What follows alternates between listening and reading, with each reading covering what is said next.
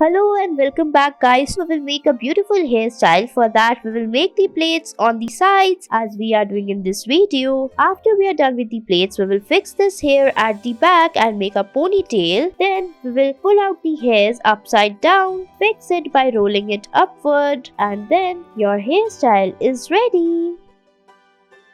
Next, we will make a beautiful hairstyle. For that, we will make the plaits and divide the hairs in two sections first. Then we will make the plaits. Take the hairs from the sides slowly in equal sections. Make the plaits further and it's ready.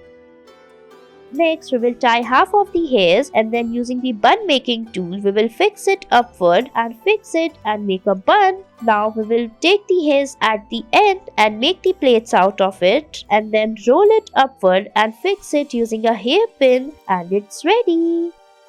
Next, we will take this thread and put it in the hairs and then make the plaits. It looks so beautiful with these threads. Now we will make the plaits at the back. Take the threads very carefully and put it in the hair as shown in the video. Make the plaits as we are making. So for that we will first divide the hairs in two sections and then we will make the hairstyle. After we are done with the plaits, we will tie it at the end and your hairstyle is ready. Thanks for watching.